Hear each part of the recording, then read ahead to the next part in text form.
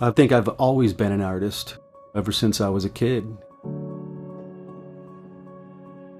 When I was young, my dad said, "What do you want to be when you grow up?" I said, "I want to be an artist." He said, "You can't be an artist. It's too competitive. You'll never make it. Be an engineer. Make your $30,000 a year." And so I never pursued it.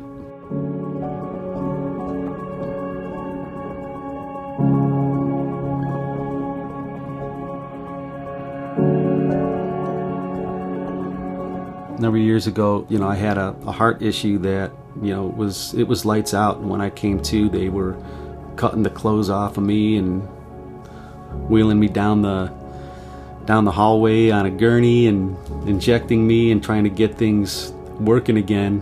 And, fortunately, I ended up all right. Everything's fine. They ran tests and couldn't explain it, which is just crazy. I was in my front yard and had an epiphany, so to speak. It was just a visual that I had where I was on my deathbed staring at the ceiling, wondering, thinking to myself, well, that's it. You got through it.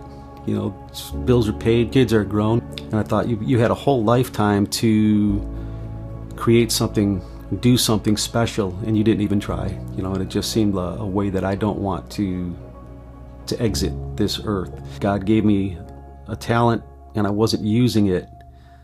I thought, all right, well, I'm gonna go for it.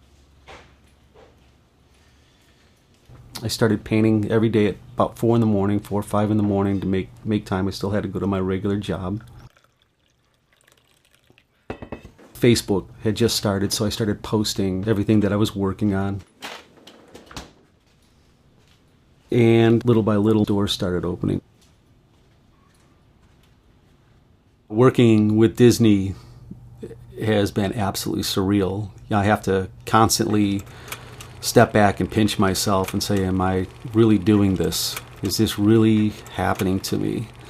And that's half the reason why I have the artwork hanging up, my prints. It's just a reminder to me that it was the right decision for me to go for it.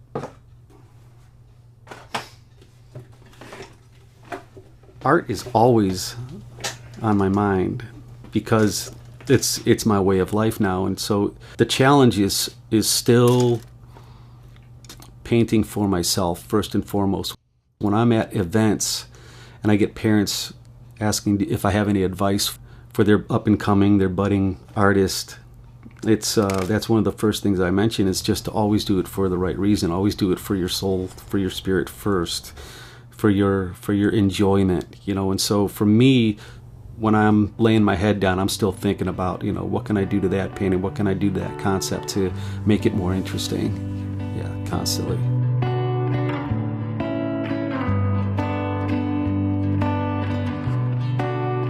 I really didn't start this until I was 44. I'm 59 now. I'll be 60 this year. I have friends that are retired.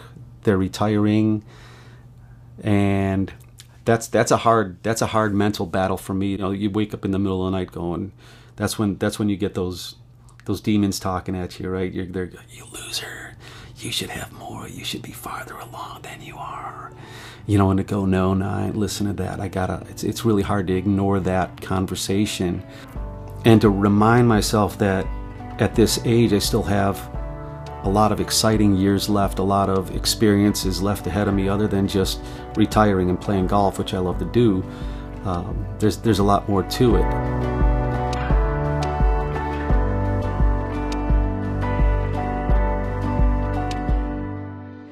It's a pretty special place, the Stage 9 in Old Sacramento.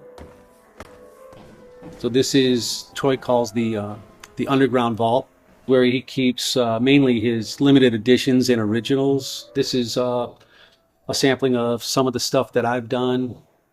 This one here, the Marching Mickey, is my 100th anniversary piece. Always fun to see my work hanging up next to the work of these other amazing Disney artists. I tell people, if I'm having a conversation with my son, and I say, son, I've got this gift for you, and I know you're gonna love it.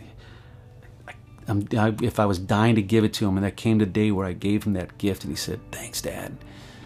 And he took it, set it down to the side, and didn't do anything with it. I'd be like, no, you don't understand. You got to use it. And the more you use it, the more fun you're going to have with it. Use it up.